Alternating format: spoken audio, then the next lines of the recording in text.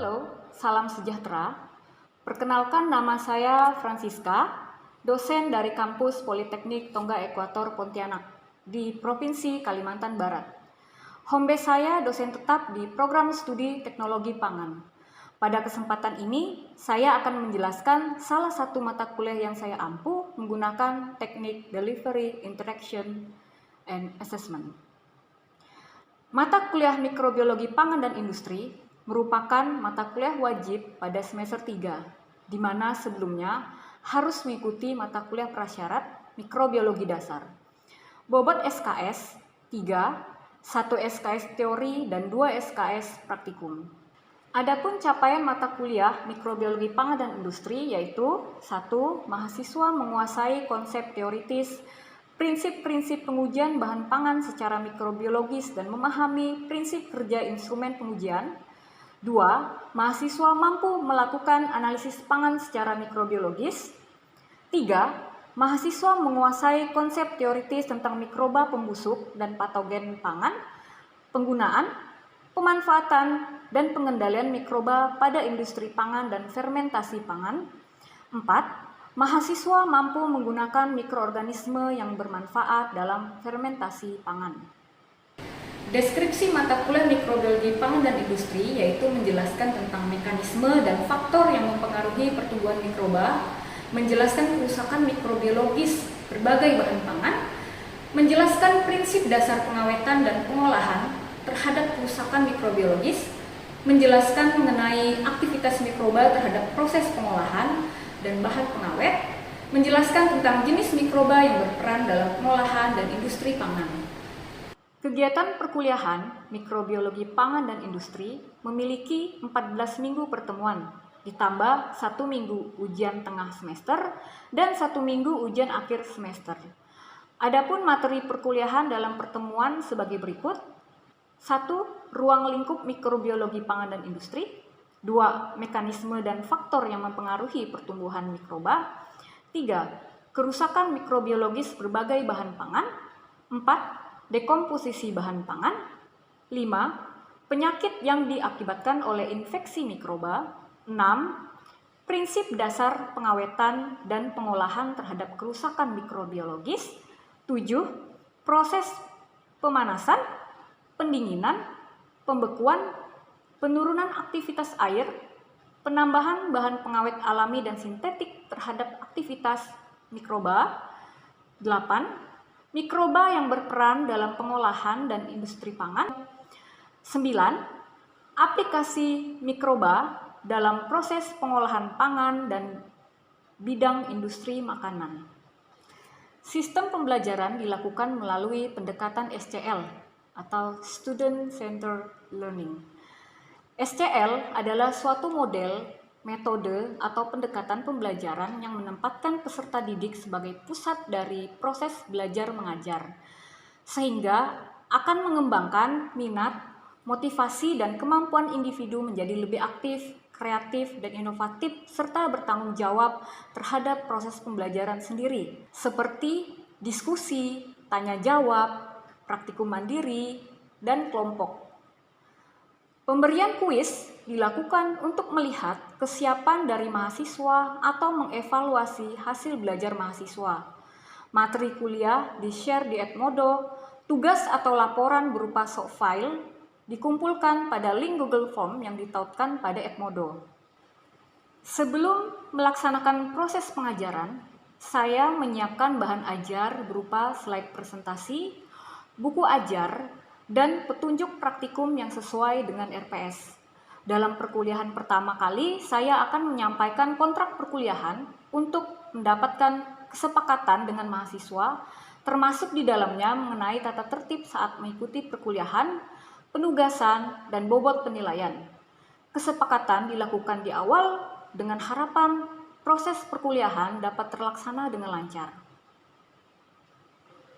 Adapun sistem penilaian terbagi menjadi 2, yaitu 40% teori yang terdiri dari kehadiran 10%, tugas terstruktur 20%, UTS 30%, UAS 40%. Kemudian 60% praktek yang terdiri dari aktivitas 30%, laporan 20%, ujian praktikum 50%. Berikut ini cuplikan proses pengajaran mata kuliah mikrobiologi pangan dan industri secara teori di kelas dan praktikum di laboratorium mikrobiologi. Silakan menyaksikan.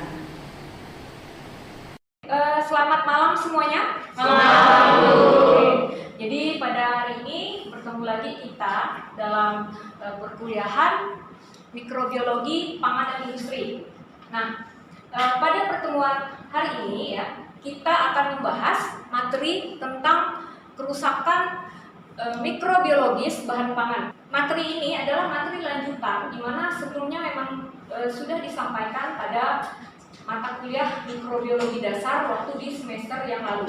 Dalam industri pangan sudah pasti mikroba dapat membantu dalam proses pengolahan, ya, membutuhkan mikroba untuk pengolahan, misalnya tempe, keju, ya, dan sebagainya. Kemudian keuntungannya juga ya, fermentasi itu dapat menjadi pengawet alami, ya. Contohnya asinan, ya, atau produk fermentasi daerah deh, misalnya apa? Yang dari durian, boya, pekasang, ya, kencalo. Nah itu otomatis secara kimia ya, proses fermentasi tadi akan menghambat kerusakan, ya, sehingga dia akan memperpanjang umur simpannya, jadi awet gitu, ya, seperti itu. Tergantung lagi tadi dengan faktor-faktornya tadi ya. Kalau tidak didukung faktornya ya tetap juga itu rusak gitu. Maka itu harus dikondisikan dengan baik jika ingin melakukan proses yang berkaitan dengan mikroorganisme, ya. Nah, yang negatif, kalau negatif yang tidak diinginkan ya, mencemari bahan pangan, ya, bahan pangannya tercemar, kemudian rusak, ya, tadi kan rusak. Rusak ini rusak yang disebabkan karena mikroorganisme, ya. Otomatis kalau sudah rusak sempat termakan itu bisa menyebabkan penyakit, biasanya sakit perut, ya, itu umum. Nah, kemudian, ini secara umum ada kerusakan yang memang terlihat itu disebabkan karena mikroorganisme, ya. Kerusakan itu kan banyak tuh, ada beberapa. Ada kerusakan apa? Fisik, ya, kimia, biologi, ya, mekanik, ya. Nah, kemudian mikrobiologi 5, ya. Nah, kalau yang memang kerusakannya 4 tadi memang menyebabkan kerusakan juga, ya. Tetapi ada jenis kerusakan oleh mikroorganisme yang terlihat berbeda gitu. Jadi fisik dan mekanisme, ya, biologi itu tidak sama dengan kerusakan karena mikroorganisme. Nah, contohnya ini, kalau secara fisik karena mikroorganisme umumnya teksturnya jadi lunak, ya kan? Sayur kalau rusak dia lembek kan, atau buah pada saat dia berjamur atau nasi berjamur, tempe, pasti dia akan mengalami tekstur yang lunak gitu, ya. Kemudian ada juga yang menggumpal, contohnya susu, ya. Pernah lihat susu yang sudah rusak dia menggumpal kan, ya? Nah, itu. Kemudian terbentuk lendir, ya. Kemudian ada gasnya, biasanya warnanya hitam, kehijau-hijauan, ada abu-abu, biru, warna-warni, ya. Nah, tapi umumnya memang warna-warna ini aja, ya. Ini secara umum warna ini, ya. Nah, secara organoleptik, ya. Organoleptik berarti secara sensorisnya, ya. Nah, berbau alkohol, ya, busuk, ya, itu biasa ikan atau daging, kemudian berasa asam atau pahit, ya. Nah, kimia ini biasa tidak terlihat sih, ya. Tapi kalau sudah rusak karena mikrobiologis, pasti ada degradasi protein, makanya bisa menyebabkan aroma yang busuk, ya. Nah, itu. Kemudian oksidasi lemak. Yang menunjukkan teroksidasi oleh lemak itu ditunjukkan dengan hal apa? Aroma yang bunyi ya. Nah, jadi ada dua ketengikan, memang karena lingkungan, ada juga karena mikroorganisme. Kalau lingkungan biasa karena kena cahaya ya, itu juga bisa menyebabkan ketengikan. Tapi kalau mikroorganisme biasa juga disebabkan oleh ya ini oksidasi lemak ya. Ketengikan ini juga disebabkan oleh mikroorganisme, dia memecah dari si lemak tersebut ya, sehingga beraroma tengi gitu ya, tengi. Oke. Nah, penyebab kerusakan mikrobiologis yang umum 3 ini ya, 3 nih pelakunya ya. Nih. Jadi secara umum ya dapat kalian lihat ini adalah ciri khasnya ya. Nah, saya sampaikan secara yang lebih umum lagi ya. Perbedaan antara bakteri, kapang, kamir itu akan terlihat pada saat mereka menyerang bahan pangan berdasarkan sumber nutrisinya. Ya. Masih ingat kalau bakteri lebih banyak menyerang gizi apa? Kandungan gizi apa? Protein ya. Itu bakteri. Kalau kapang, kamir? Karbohidrat ya. Nah, ini tuh dari seleksi medianya atau tempat tumbuhnya aja sudah beda ya. Makanya kalau mau menumbuhkan di laboratorium ya, analisis mikrobiologis ya, itu harus disesuaikan. Bakteri ini artinya disetiklah media yang mengandung banyak protein dan vitamin. Kalau ini karbohidrat ya, dan protein dan vitamin mineral juga. Itu untuk makanan mikroba yang sengaja ditumbuhkan. Nah, oke. Nah, untuk bagian ini ya, saya mungkin minta mahasiswa ya, perwakilan mahasiswa untuk membaca dari bagian ini supaya tidak bosan ya, dan belajar juga karena di ilmu mikrobiologi ya, itu kan banyak bahasa-bahasa asing tuh. Nah, sekalian saya mau tes kalian nih, ya. Silakan siapa yang berani yang ingin membaca ini? Saya, Bu. Baik, untuk bahan pangan potensial bagi mikroorganisme. Untuk mikroorganismenya yang pertama yaitu ada salmonella. Bahan pangannya daging, unggas mentah, susu segar, dan telur. Untuk mikroorganisme yang kedua yaitu ada Clostridium perfringens. Bahan pangannya yaitu daging, unggas, makanan kering, rempah-rempah, dan sayur-sayuran. Untuk mikroorganisme yang ketiga yaitu ada Staphylococcus aureus. Untuk bahan pangannya yaitu makanan dingin, produk-produk susu, terutama jika menggunakan bahan baku susu mentah. Untuk mikroorganisme yang keempat yaitu ada Bacillus cereus dan Bacillus sp. Untuk bahan pangannya yaitu ada serealia, makanan kering, produk susu, daging, dan olahan. Mikroorganisme selanjutnya yaitu ada Shigella. Untuk bahan pangannya yaitu makanan basah, susu, kacang-kacangan, kentang, tuna, udang, kalkun, salad, makaroni, dan sider apel. Untuk bahan pangan potensial bagi mikroorganisme di slide selanjutnya akan dijelaskan teman saya yaitu Antonia. Selanjutnya saya akan melanjutkan membaca bahan pangan potensial bagi mikroorganisme. Mikroorganisme yang pertama adalah Streptococcus pyogenes, susu, es krim, telur, lobster, salad kentang, salad telur, kastard, puding, dan makanan-makanan yang mengandung telur. Yang kedua, Clostridium botulinum, yaitu makanan kaleng dengan pH yang lebih besar 4,6. Yang ketiga, Yersinia enteropolitica, daging dan unggas mentah, produk olahan daging, susu dan hasil olahannya, dan sayuran. Yang keempat, Campylobacter jejuni, daging dan unggas mentah, susu segar atau susu yang diolah tetapi pemanasannya kurang, air yang tidak diolah. Untuk yang kelima, Listeria monocytogenes, daging dan unggas, produk susu, sayuran, dan kerang-kerangan.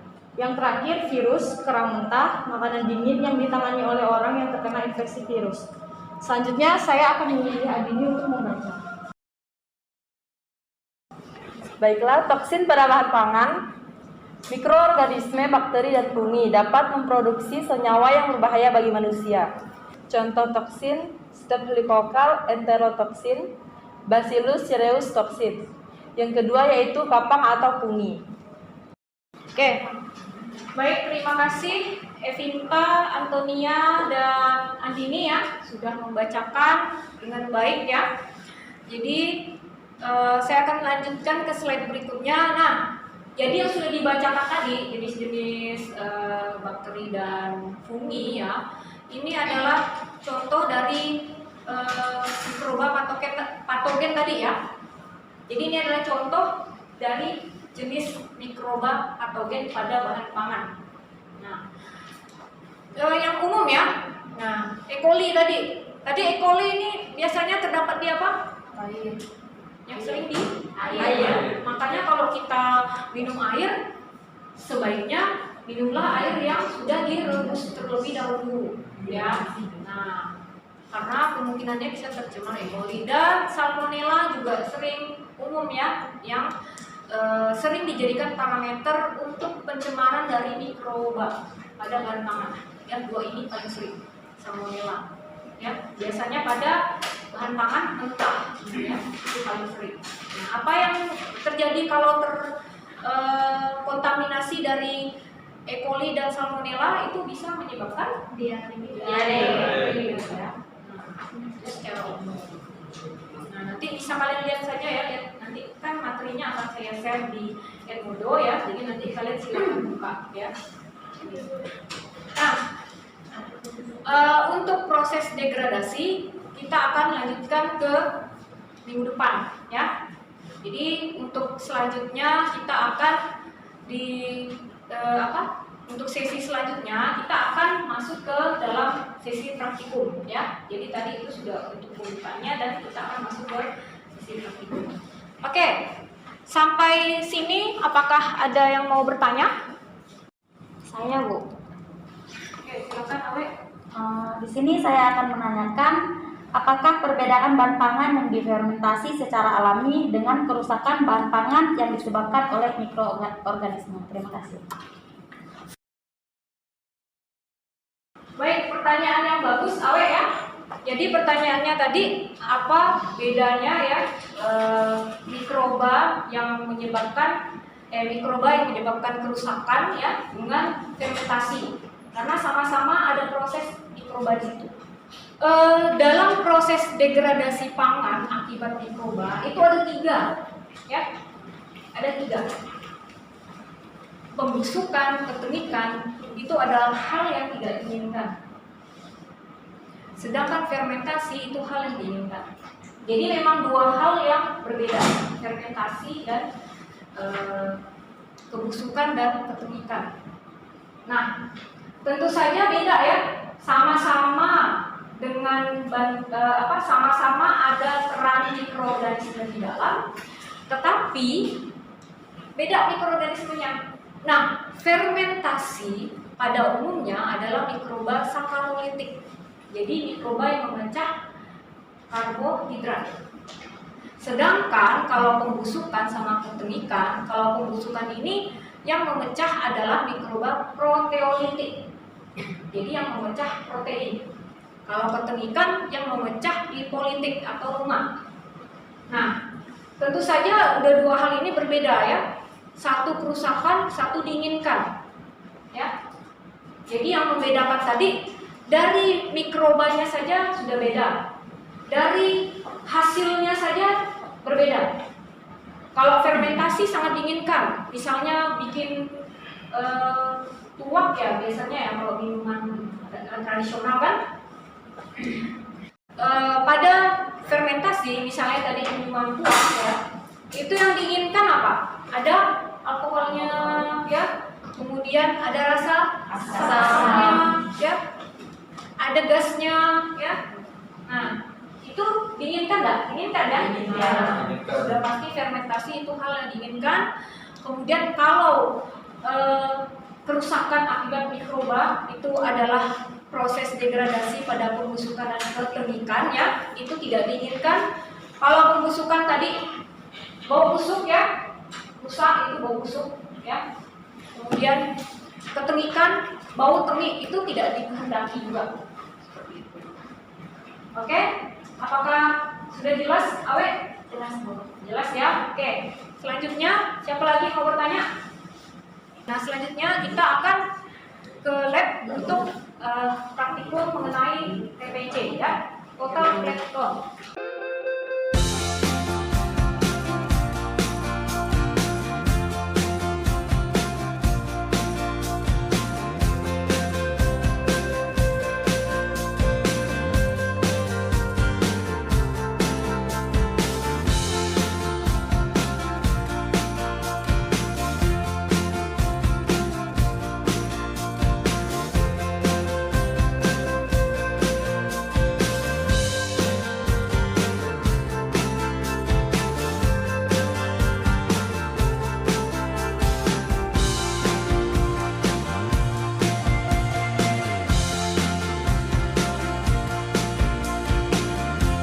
Baik, bertemu lagi kita ya. Jadi tadi sudah ke mata kuliah untuk mikrobiologi pangan industri pada teorinya. Sekarang kita masuk dalam praktikum. Jadi kita melanjutkan praktikum minggu lalu. Nah, minggu lalu kita sudah membahas tentang kerusakan bahan pangan. Masih ingat kan? Jadi minggu lalu itu kita mengamati mikroba yang menyebabkan kerusakan pada buah yang berjamur dan pada ikan yang busuk ya. Nah, itu sudah kita lakukan pengamatan secara fisik ya. Jadi menggunakan mikroskop ya, dan secara penampakannya, kerusakan secara penampakan. Nah, pada hari ini untuk membuktikan bahwa itu rusak ya, itu biasanya dilakukan pengujian analisis mikrobiologis. Nah, dulu di mikrobiologi dasar kan sudah diajari teknik isolasi. Nah, hari ini kita akan melakukan kembali teknik isolasi dan menggunakan sampel dari ikan busuk, yaitu dari ikan gembung yang sudah rusak, mengalami kerusakan. Itu akan kita periksa kira-kira sebanyak apa mikroba yang berada di sana dengan uji pengenceran, isolasi, pengenceran, kemudian dilanjutkan dengan teknik gores. Kita akan menumbuhkan mikroba tersebut ya, dan kita ingin mengidentifikasi ya dari hasil pertumbuhan mikroba tersebut, kita akan tahu mikroba jenis apa yang akan tumbuh di situ ya. Jadi nanti masing-masing Anda melakukan pengenceran ya. Pengenceran yang dilakukan itu 10-1 sampai 10-5. Jadi paling tinggi pengenceran 10-5 ya. Kemudian dari hasil pengenceran 10-5 ya, itu nanti akan dilanjutkan dengan teknik gores. Jadi di sini saya menggambarkan ya untuk teknik gores yang dilakukan. Kalau sebelumnya teknik goresnya sederhana ya, hanya ada dua bagian, jadi ke sini dan sini ya. Nah, kali ini supaya benar-benar mendapatkan mikroba yang murni ya, jadi semakin sedikit semakin murni. Jadi saya akan minta kalian melakukan teknik goresan dengan model seperti yang ada pada papan tulis ini. Nah, nanti silakan kalian mengambil cawan petrinya ya, kemudian cawan petri dan alat-alat labnya ya, kemudian nanti didata apa saja yang kalian pinjam. Setelah itu kalian bisa mulai sesuai dengan job sheet yang sudah ada pada kalian. Kalian mulai dengan teknik pengenceran terlebih dahulu ya. Kira-kira ada yang mau ditanyakan? Ada? Oke, kalau sudah jelas kita lanjut saja. Kalian untuk mengambil alat dan bahan, kemudian silakan melakukan proses yang saya sampaikan tadi sesuai dengan instruksi dan yang ada di dalam job sheet. Oke, silakan.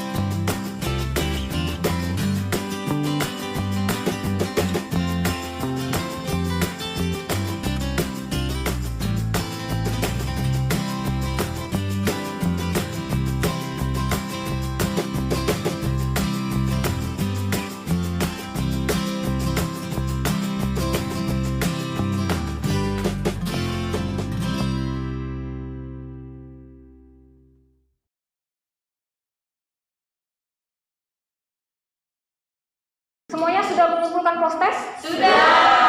Ya, jadi karena semuanya sudah menyelesaikan post-test, jadi akan diperiksa dan akan diumumkan nilainya pada minggu depan pertemuan selanjutnya. Jadi pada acara praktikum hari ini kita akhiri sampai di sini dulu ya. Mohon persiapkan diri untuk praktikum selanjutnya. Kita akan masuk di acara ketiga ya, tentang proses pembuatan tempe. Jadi silakan nanti dibaca-baca job sheet-nya supaya prosesnya nanti berjalan dengan lancar ya. Oke, untuk pertemuan hari ini cukup sampai di sini dulu. Terima kasih dan selamat malam. Demikian cuplikan proses pengajaran pada mata kuliah yang saya ampu. Semoga dapat bermanfaat. Saya Francisca, pamit undur diri. Terima kasih.